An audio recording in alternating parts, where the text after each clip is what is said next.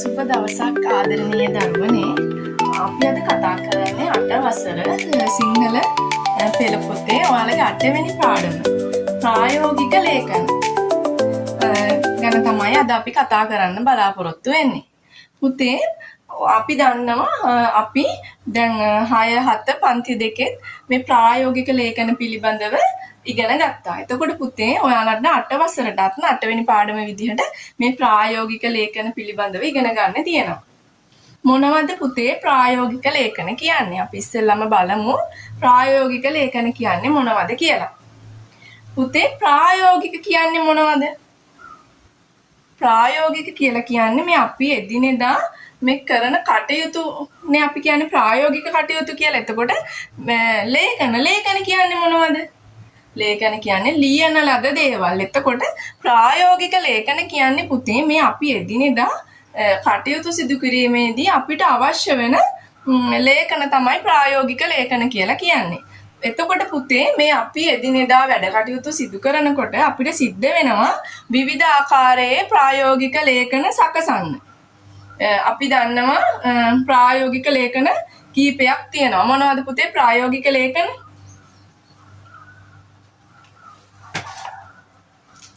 ගන්නකො යාළගේ සිංහල පෙළ පොතේ 8 වෙනි පාඩම ප්‍රායෝගික ලේඛන බලන්න. ප්‍රායෝගික ලේඛන වර්ග කීපයක් තියෙනවා.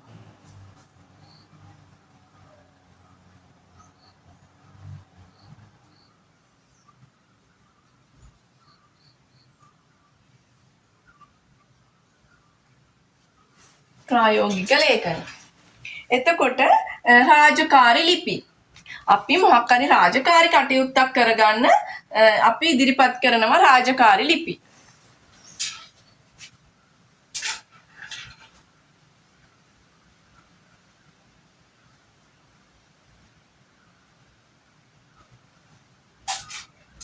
ව්‍යාපාරික ලිපි.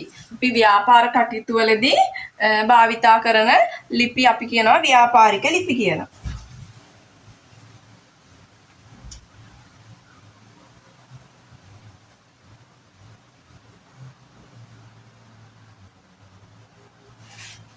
ඒ වගේම පෞද්ගලික ලිපි. පුතේ අපි අපේ නෑදෑ හිත මිත්‍රාදීන්ට පෞද්ගලිකව අදහසක් දක්වන්න කරුණු කාරණා යාලට ඒ කියන්නේ මොනවා හරි දෙයක් අපි දන්වන්න ඕනේ වුණාම අපි ලියනවා පෞද්ගලික ලිපි.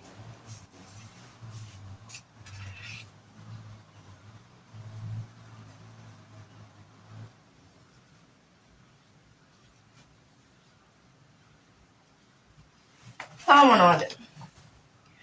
ඊට පස්සේ වාර්තා, ඒ වගේම අත්පත්‍රිකා.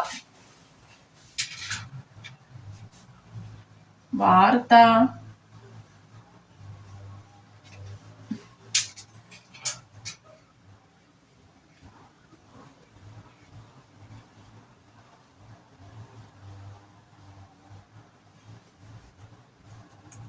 අත්පත්‍රිකා, න්‍යාය පත්‍ර,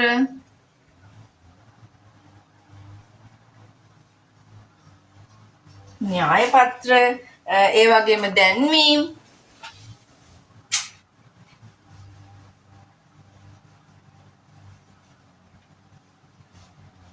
ආරාධනා පත්‍ර,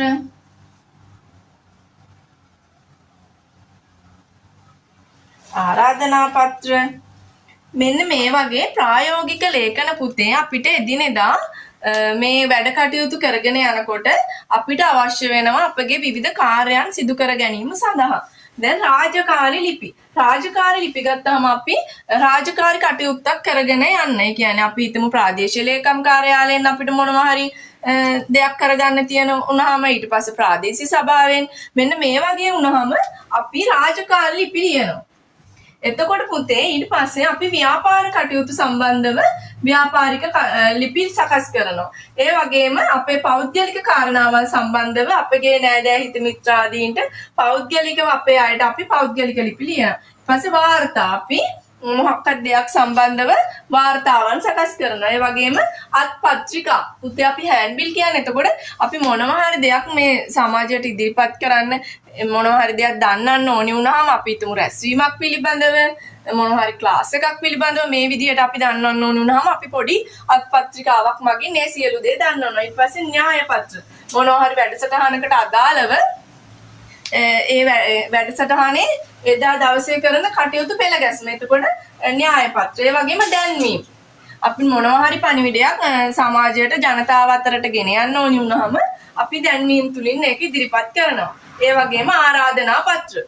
පුතේ අපි උත්සවයකට ප්‍රදර්ශනයකට ඒ වගේම පාසලේ තියෙන අපි හිතමු නිවාසාන්තර ක්‍රීඩා උළෙල මේ වගේ උත්සව වලට අපි ආරාධනා පත්‍ර මගින් අපි දැනුවත් කරනවා ඒකට පැමිණෙන්න කියලා ආරාධනා සිදු කරන්න අපි ආරාධනා පත්‍ර සකස් කරනවා. මේ කියන සියලු දේ පුතේ ප්‍රායෝගික ලේඛන.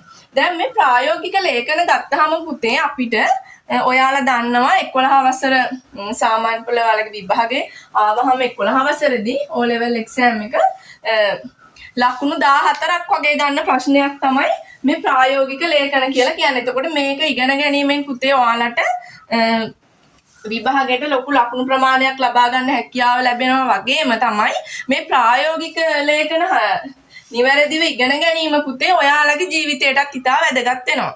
ඇයි මම එහෙම කියන්නේ? පුතේ මේ ප්‍රායෝගික ලේඛන අපි තව ඉස්සරහට ජීවත් වෙනකොට අපිට එදිනෙදා අපේ වැඩ කටයුතු කරනකොට මේ නිරන්තරයෙන් මේවා ප්‍රායෝගිකව භාවිතා කරන්න සිද්ධ වෙනවා. අපි රජයේ ආයතනයකට මොනවා හරි වැඩක් කරගන්න ගියාම ඊට පස්සේ අපි කරන ව්‍යාපාර කටයුතු සම්බන්ධයෙන් මොනවා හරි කරගන්න ඕනි වුණාම ඒ වගේම තමයි කිසියම් සමිති සමාගමක් අපි සිද්ධ කරනකොට ඊට පස්සේ මොනවා හරි දෙයක් සම්බන්ධයෙන් අපි ජනතාව දැනුවත් කරන්න දැන්වීමක් සකස් කරන්න ඊට පස්සේ ආරාධනා පත්‍රයක් සකස් කරන්න මේ ඕනිම අවස්ථාවකදී පුතේ මේ අපිට මේ ප්‍රායෝගික ලේඛන පිළිබඳව ඉගෙනගෙන තිබීම ඉතා වැදගත් වෙනවා. ඒ පුතේ මේ ප්‍රායෝගික ලේඛන සකස් කරන නිශ්චිත ආකෘතියක් තියෙනවා. එන්නේ ආකෘතියට තමයි අපි මේ සියලු ප්‍රායෝගික ලේඛන ඒ කියන්නේ එක එක ලේඛනයට සම්මත වෙච්චි විදිහක් තියෙනවා. මෙන්න මේ ඒ විදිහ තමයි අපි මේ අනුගමනය කරන්නේ මේ ලේඛනයක් සකස් කරනකොට. දැන් ඔයාලට 8 වසර පෙළපොතට අදාළව පුතේ තියෙන්නේ ප්‍රායෝගික ලේඛන දෙකයි දැන්වීම් පත්‍ර සහ ආකෘති පත්‍ර. එතකොට අපි මීට පෙර පන්තිවල ඉගෙන ගත්තා ලිපි වර්ග ලියන්න. ඒ වගේම දැන් ඔයාලට මේ 8 වසර පෙළපොතේ 8 වෙනි පාඩමට අදාළව ඔයාලට තියෙන්නේ දැන්වීම් පත්‍ර ආකෘති පත්‍ර කියන්නේ මොනවද කියලා ඉගෙන ගන්න. එතකොට පුතේ අපි ඊට කලින් බලමු මේ ප්‍රායෝගික ලේඛනයේ අපි මොනවද අවශ්‍ය වෙන්නේ කියලා. ඒ කියන්නේ මේ ප්‍රායෝගික ලේඛන සකස් කරනකොට පුතේ අවශ්‍ය වෙන කාරණා කීපයක් තියෙනවා. අපි බලමු මොනවද කියලා.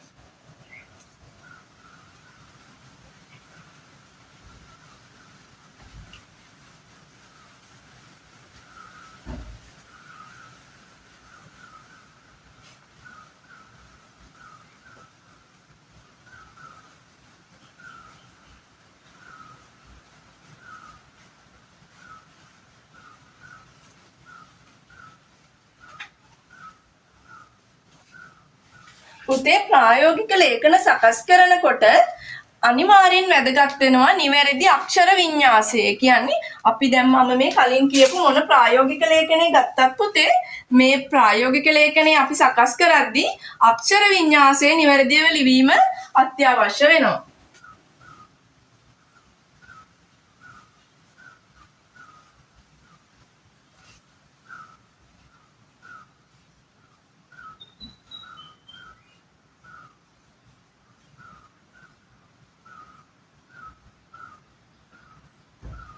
නිවැරදි අක්ෂර වින්‍යාසය වැදගත් වෙනවා මේ ප්‍රායෝගික ලේඛන සකස් කිරීමේදී. ඒ වගේම තමයි පුතේ විරාම ලක්ෂණ නිවැරදිව යෙදීම.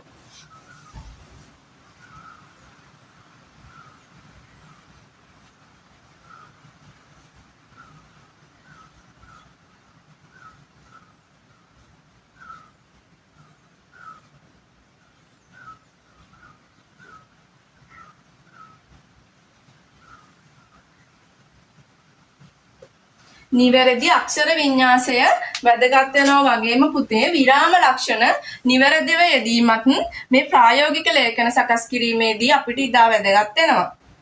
ඒ වගේම තමයි නිර්වුල්ව අදහස් ප්‍රකාශ කිරීම. අපි දැන්වීමක් ගත්තත්, අපි ඊට පස්සේ ආරාධනා පත්‍රයක් ගත්තත්, අපි රාජකාරී ලිපියක් ගත්තත්, අපි නිර්වුල්ව අදහස් ඉදිරිපත් කරලා තියෙන්න ඕනේ. කියන්නේ මේකෙන් කියවෙන්නේ මොකක්ද, මේකේ අදාළ කාරණා මොකක්ද කියන එක නිර්වුල්ව ඉදිරිපත් කිරීම අත්‍යවශ්‍යයි මේ ප්‍රායෝගික ලේඛන සිද්ධ කිරීමේදී.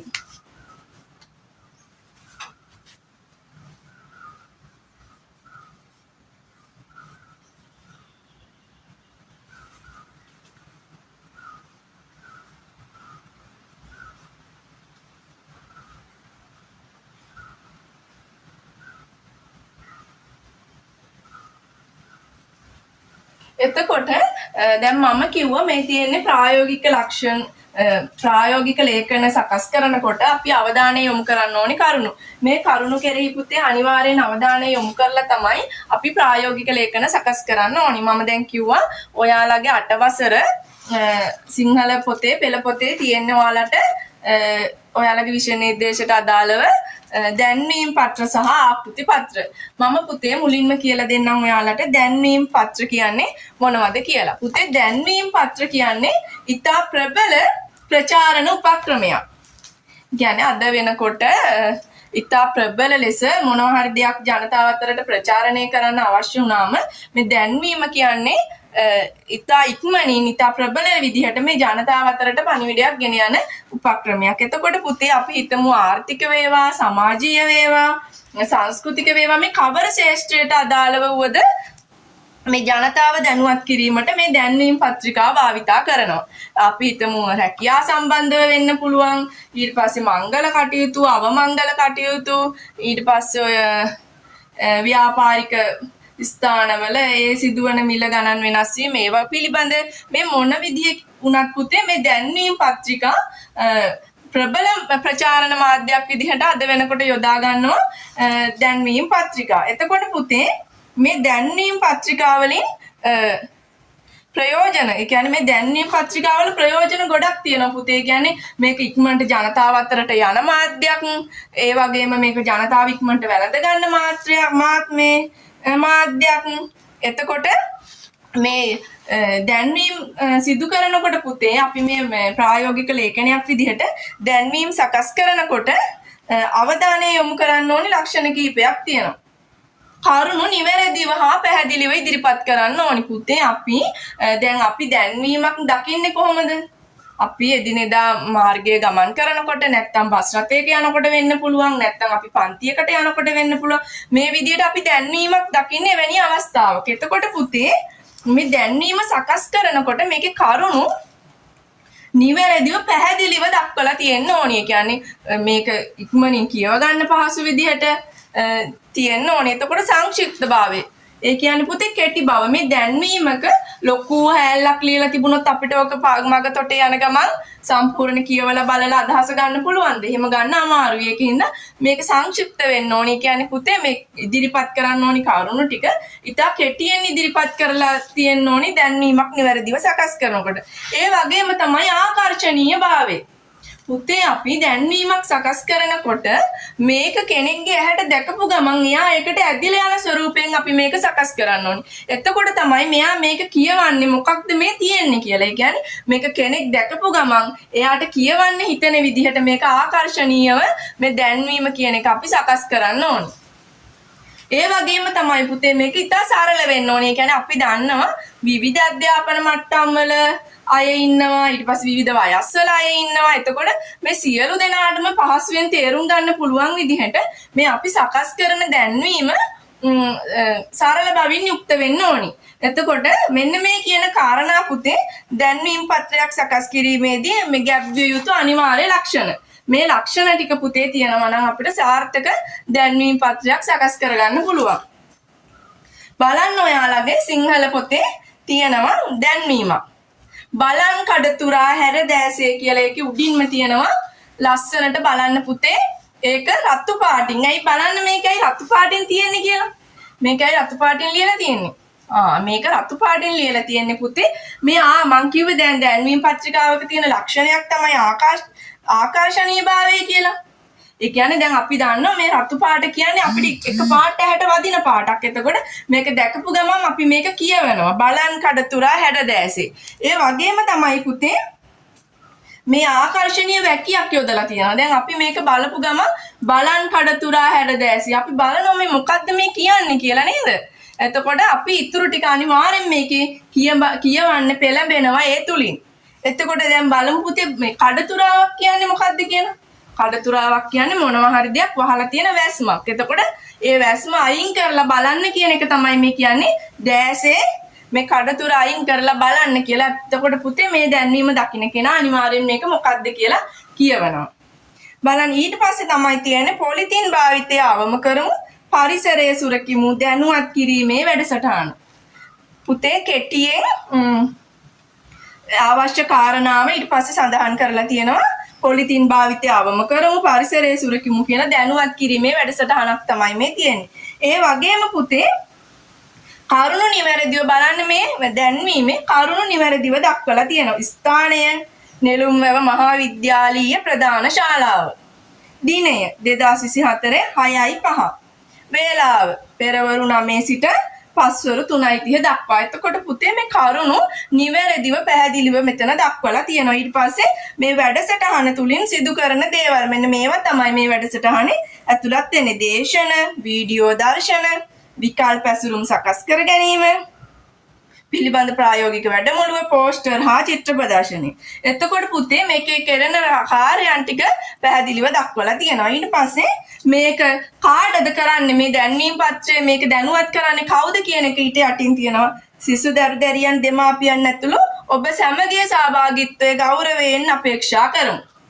ඒ වගේම ඊට පස්සේ පුතේ යටින් තියෙනවා සංවිධානය පරිසර නියම බට කණ්ඩායම නෙළුම් වැව මහාවිද්‍යාලය. දැන් බලන්න මේ දැන්වීම් පත්‍රයේ අපි අර උඩින් කියපු ලක්ෂණ ටික ගැබ් වෙලා තියෙනවද කියලා.